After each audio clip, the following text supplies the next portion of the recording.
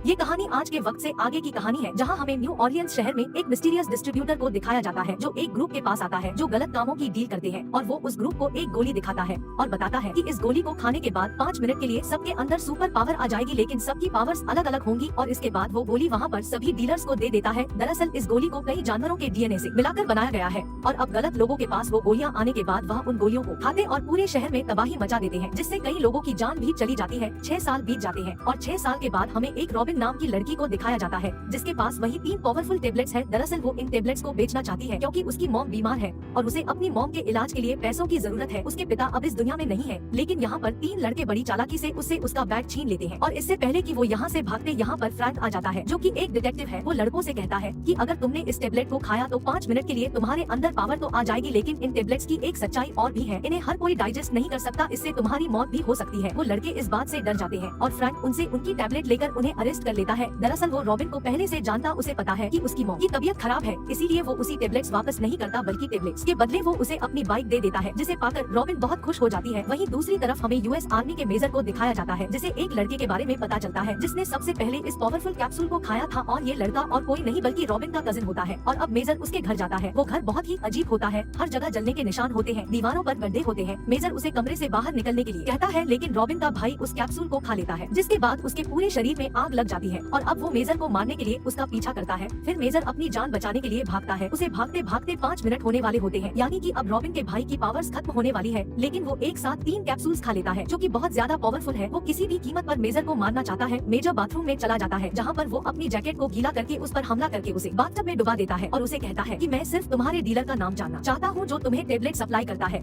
लेकिन इससे पहले कि वो उसे नाम बताता, ज्यादा गोलियां खाने की वजह से वो ब्लास्ट हो जाता है। हालांकि इस ब्लास्ट में मेजर तो बच जाता है, रॉबिन के कजिन की मृत्यु हो जाती है, लेकिन मेजर ने उसका मोबाइल अपने पास रख लिया होता है और जब वो उसके मोबाइल को चेक करता है तो उसे पता चलता है कि उसका कॉन्टैक्ट बहुत सारे लोगों से था, इनसे वो इन टेबलेट्स की डील किया करता था और अब उनमें से वो एक नंबर पर मैसेज करता है कि मैं तुम्हें मिलना चाहता हूँ, और ये नंबर रॉबिन का होता है। वहीं हमें फ्रैंक को दिखाया जाता है जो एक बैंक के बाहर जाता है, जहाँ उसे पता चलता है कि बैंक के अंदर एक ऐसा आदमी आ चुका है जो कि पूरी तरह से इनविजिबल है, उसे देखना पूरी तरह से नामुमकिन है और वो बैंक में चोरी कर रहा है। हालांकि यहाँ पर बहुत सारे पुलिस वाले होते हैं, लेकिन किसी को भी अंदर जाने की इजाजत नहीं होती, इसीलिए फ्रैंक एक गोली खा लेता है और अपनी वॉच में 5 मिनट का टाइमर लगाकर अंदर चला जाता है, जहाँ हमें बैंक के अंदर उस आदमी को दिखाया जाता है जिसके अंदर ऐसी पावर है जो किसी भी रंग के सामने जाकर उसी रंग का हो जाता है, इसीलिए वो किसी को नहीं दिख रहा होता। इसका मतलब यह है कि इस आदमी ने भी उस गोली को खाया है। फ्रैंक को देखने के बाद वो आदमी पैसों की बैग लेकर भागने लगता है। फ्रैंक उसका पीछा करता है, लेकिन किसी तरह से वह उससे बहुत दूर चला जाता है। उसके पास एक गन भी आ जाती है, लेकिन जब वो देखता है कि फ्रैंक लगातार उसका पीछा कर रहा है तो वो फ्रैंक को गोली मार देता है। लेकिन फ्रैंक ने भी उस पावरफुल टेबलेट को खाया था, जिसके असर से उसका रूप तो नहीं बदला होता, लेकिन उसकी स्किन इतनी ज्यादा हार्ड होती है कि उसे कोई भी चीज भेद नहीं सकती, इसीलिए गोली लगने के बाद वो नीचे तो गिरता है, लेकिन अब भी वो जिंदा होता है और ये बात उस दूसरे आदमी को पता नहीं होती जो इनविजिबल है। और इसी मौके का फायदा उठाकर फ्रैंक उसके ऊपर हमला करके उसे पूरी तरह से धराशायी कर देता है। फ्रैंक ने हालांकि उसे पकड़ लिया है और उसका सीनियर यहाँ पर आता है और फ्रैंक से कहता है कि मुझे अपना बैच और अपनी गन दो। फ्रैंक कहता है, क्या तुम मुझे जॉब से निकाल रहे हो? वो कहता है कि तुमने रूल्स को तोड़ा। दरअसल में फ्रैंक ने भी उस टेबलेट को खाया था जो रूल्स के खिलाफ था। फ्रैंक कहता है कि बिना उस पावर के हम उनका मुकाबला नहीं कर सकते हैं,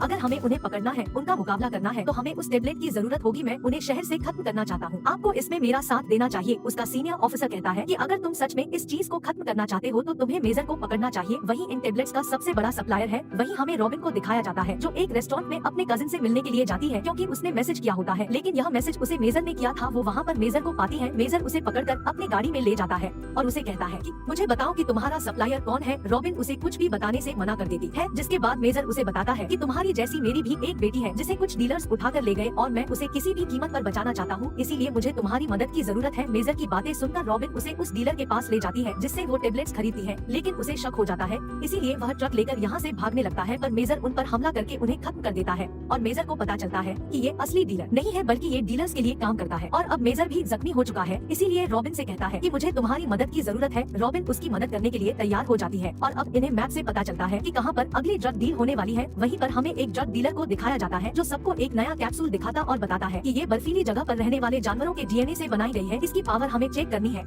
और एक लड़की को इस कैप्सूल को खिलाया जाता है, जिसके बाद उसे एक चैम्बर के अंदर डालकर वहाँ का टेम्परेचर बढ़ाया जाता है 500 डिग्री तक। टेम्परेचर होने के बाद भी उस लड़की को कुछ नहीं होता और अब यहाँ पर मेजर भी आ चुका है जो अपनी बेटी को ढूंढ रहा है। वो यहाँ पर सबके ऊपर हमला कर देता है और इससे पहले वह ड्रग डीलर को पकड़ता यहाँ पर फ्रैंक आ जाता है जो उस पर गन तान देता है और कहता है कि मुझे पता है कि पूरे शहर में तुम ही उन टैबलेट्स को फैला रहे हो, तुम अपने आप को मेरे हवाले कर दो। और जब ये बात कर रहे होते तब उस ड्रग डीलर को मौका मिल जाता है। वो अपनी टेबलेट खा लेता है जिसके बाद वो एक बहुत ही खौफनाक मॉन्स्टर में बदल जाता है। फ्रैंक यहाँ पर अपने आप को बचाने के लिए बहुत सारे गैस सिलेंडर को ऑन कर देता है और जैसे ये तीनों की तीनों बाहर निकलते हैं, मेजर गोली चलाकर उस जगह को ब्लास्ट कर देता है जिससे उसकी मौत हो जाती है। हालांकि तीनों बच चुके हैं, लेकिन अब फ्रैंक ने मेजर को अरेस्ट कर लिया है। यहाँ पर पुलिस भी आ जाती है जिसमें कुछ हाई सिक्योरिटी के लोग भी होते हैं। जब भी किसी इंसान की मृत्यु होती है जिसने टेबलेट खाई होती है तो यही लोग आते हैं और उसकी बॉडी को अपने साथ ले जाते हैं। यहाँ फ्रैंक को शक हो जाता है कि ये लोग उन लोगों के साथ मिले हुए हैं जो पूरे शहर में टेबलेट्स को सप्लाई कर रहे हैं और फ्रैंक ने मेजर को गिरफ्तार कर लिया है। इसीलिए वो अपने सीनियर को इस बारे में बता देता है, पर मेजर फ्रैंक को बताता है कि वो लोग जो इस ड्रग को बनाते हैं जल्दी वो एक ऐसे ड्रग को बनाने वाले हैं जिसे खाने के बाद लोगों के अंदर हमेशा के लिए पावर आ जाएंगी। उसे अपनी पावर्स को एक्टिवेट करने के लिए कभी भी दोबारा इस टेबलेट की जरूरत नहीं होगी और इसके लिए वह मेरी बेटी का इस्तेमाल करना चाहते हैं क्योंकि उसके डीएनए में कुछ खास है। इसीलिए उन लोगों ने मेरी बेटी को किडनैप कर लिया है। फ्रैंक को भी उसकी बातों पर यकीन हो जाता है और अब ये तीनों के तीनों पानी के एक शिप तक पहुँचते हैं जिसका नाम जेनेसिस है। यहाँ पर वो सब लोग हैं जो टेबलेट्स की सप्लाई करते हैं। मेजर जानबूझकर अपने आप को उन लोगों से गिरफ्तार करवा लेते हैं जिसके बाद मेजर को शिप के अंदर लाया जाता है। यहाँ पर फ्रैंक और रॉबिन भी चुपके से शिप के अंदर आ जाते हैं। रॉबिन शिप के उस रूम में चली जाती है जहाँ पर कैमरास होते हैं, जहाँ से पूरे शिप के दरवाजे को कंट्रोल किया जा सकता है और वो फ्रैंक को वहाँ से गाइड करती है। यहाँ पर हाई सिक्योरिटी का वो ऑफिसर भी होता है जो डीलर्स के लिए काम करता है और वो टैबलेट खाने के बाद बहुत पावरफुल हो जाता है। वो उस रूम में आता है जहाँ पर रॉबिन होती है, पर उसके आने से पहले रॉबिन वहाँ से निकल जाती है और वहाँ पहुँच जाती है जहाँ पर मेजर की बेटी है। रॉबिन को यहाँ पर पता चलता है कि उससे कई साल पहले गवर्नमेंट ने अपने सोल्जर्स को सुपर सोल्जर्स बनाने के लिए एक प्रोजेक्ट पर काम किया और इस प्रोजेक्ट का हिस्सा मेजर भी था। जिस प्रोजेक्ट में सभी सोल्जर्स के ऊपर एक खास तरह की गैस छोड़ी गई थी जिससे उनकी पावर्स बहुत ज्यादा बढ़ गई थी। दरअसल गवर्नमेंट अपने फायदे के लिए इस प्रोजेक्ट को कर रही थी ताकि सुपर सोल्जर बनाने के बाद वो सभी देशों को खत्म करके पूरी दुनिया पर खुद राज करे। पर जब मेजर कोई बात पता चली तो वहाँ से भाग गए। कई सालों के बाद जब उसकी बेटी पैदा हुई और बड़ी हो गई तो साइंटिस्ट को पता चला कि उसके अंदर खास पावर्स है, इसीलिए मेजर के ऊपर हमला करके उसकी बेटी को किडनैप कर लिया कि उसके डीएनए पर रिसर्च करके और भी पावरफुल कैप्सूल्स को बनाया जा सके। लेकिन अब ये सब की सब यहाँ से निकलने लगते हैं। पर तभी यहाँ पर डॉक्टर गार्डनर आ जाती है जो रॉबिन को पकड़ लेती है। दरअसल डॉक्टर गार्डनर ही हेड ऑफ प्रोजेक्ट है, वही इस पूरे प्रोजेक्ट को चलाती है और अब रॉबिन के बदले वो एक बार फिर से मेजर की बेटी की डिमांड करती है। साथ ही यहाँ पर सबको अब डॉक्टर गार्डनर के लोगों ने घेर लिया होता है। तभी मेजर एक कैप्सूल खाता है। दरअसल मेजर पहले से पावरफुल होता है, इसीलिए कैप्सूल खाने के बाद उसकी बॉडी से हीट वेव निकलती है जिससे उसकी तरफ आने वाली हर एक गोली और उसके आसपास के सभी लोग पिघलना शुरू हो जाते हैं। डॉक्टर गार्डनर के साथ उसके सभी लोग मारे जाते हैं, लेकिन इसमें मेजर की भी मृत्यु हो जाती है। पर तभी उसकी बेटी उसके पास आती है। उसके पास खास पावर्स है और उन पावर्स के इस्तेमाल से वो अपने पिता को यानी कि मेजर को जिंदा कर देती है और अब ये चारों के चारों यहाँ से निकल जाते हैं। फ्रैंक को पता है कि इन सब के पीछे गवर्नमेंट है, इसीलिए मीडिया के सामने वो गवर्नमेंट को एक्सपोज करना चाहता है। जबकि मेजर अपनी बेटी के साथ यहाँ से निकल जाता है जाने से पहले और रॉबिन को एक बैग देता है जिसमें बहुत सारे पैसे होते हैं ताकि वो अपनी मॉम का इलाज करवा सके। साथ ही रॉबिन जो हमेशा से एक रैपर बनना चाहती थी और रैपर के तौर पर अपना करियर शुरू कर दी है। इसी के साथ ये फिल्म यहीं पर खत्म हो जाती है। उम्मीद करते हैं कि ये कहानी आपको पसंद आई होगी और हमारे चैनल को सब्सक्राइब करें।